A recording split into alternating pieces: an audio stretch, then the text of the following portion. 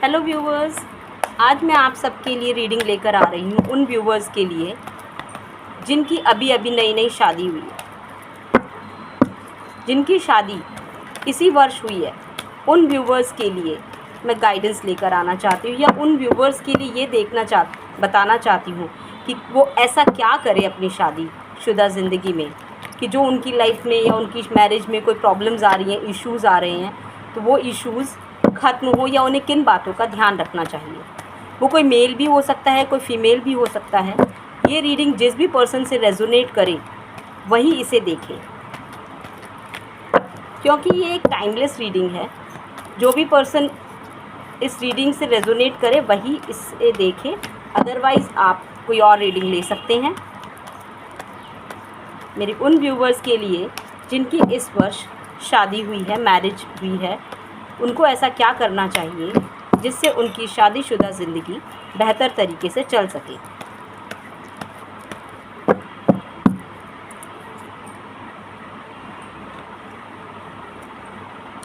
हर problem का solution होता है डियर। इस टाइम पर आपको अपनी शादीशुदा ज़िंदगी में अगर कोई भी प्रॉब्लम आ रही है तो अपने बड़ों से बात कीजिए, कुछ ऐसे एक्सपीरियंस लोगों से बात कीजिए, वो आपको बताएंगे कि इस सिचुएशन से कैसे निकला जा सकता है। हर प्रॉब्लम का सॉल्यूशन होता है, ये बता रहे हैं। जिन लोगों की नई नई शादी हुई है, अपने ट्रेडिशनल वैल्यूज़ को फॉलो करें, अपने रिलीजन को फॉलो करें, सामने वाले पर्सन की रिस्पेक्ट करें। कहीं ना कहीं एक दूसरे को समझने की कोशिश कीजिए कि अब वो पहले वाली बात नहीं रही है। अब आप में एक अवेकनिंग हो चुकी है। अब आप कहीं ना कहीं किसी और पर्सन की लाइफ में बहुत वैल्यू रखते हैं, चाहे वो मेल भी हो सकता है और फीमेल भी। आपकी रिस्पॉन्सिबिलिटीज़ बढ़ गई हैं। आप अपनी नॉलेज को बढ़ाइए। अब आप सिंगल नहीं रहे, ये चीज़ को आप ध्यान में रखिए। आप सामने वाले पर्सन को भी उतनी ही वैल्यू दीजिए जितनी आप खुद को देते हो या अपने घर वालों को देते हो। अगर आपका पर्सन कोई भी हो, चाहे वो मेल हो या फीमेल, रिस्पॉन्सिबिलिटीज़ बढ़ जाती हैं फाइनेंशियली। खासकर अगर वो आप पर डिपेंड है फाइनेंशियली, तो उसको समझने की कोशिश कीजिए, उसे बर्डन मत फील कराइए। कैलकुलेटिव होकर चलिए, नो डाउट, लेकिन इसका मतलब ये नहीं है कि सामने वाला पर्सन आपके लिए कोई मायने नहीं रखता। उसकी भी कुछ नीड्स हैं, वो आप ही से एक्सपेक्टेशंस रखेगा। उसकी एक्सपेक्टेशंस को फुलफ़िल कीजिए। टाइम टू टाइम उन्हें गिफ्ट देते रहिए, उन्हें स्पेशल फील कराते रहिए। अगर आप अपनी शादीशुदा ज़िंदगी में आगे बढ़ना चाहते हो और एक हैप्पी मैरिड लाइफ सोचते हैं कि आगे चलकर एक अच्छी शादीशुदा ज़िंदगी आपकी चले, तो आप पैसों को लेकर थोड़ा सा कंजूस मत होइए, थोड़ा सा खुले दिल के हो जाइए और सामने वाले पर भी खर्च करना सीखिए। ये आपकी रिस्पॉन्सिबिलिटी है, इससे आप भाग नहीं सकते। अगर आप ऐसा नहीं करेंगे, अगर आप उन चीज़ों को नहीं मानेंगे जो मैंने अभी आपको बताया, देन ये सिचुएशन क्रिएट हो सकती है। वो आपकी भी हो सकती है और मेल की भी और फीमेल की भी। सो इस टाइम पर अगर कोई कम्युनिकेशन गैप है, कोई मन में कोई बात लेकर बैठे हैं एक दूसरे के लिए, कम्युनिकेट करो। दिल में कोई भी बात दबा के मत रखो।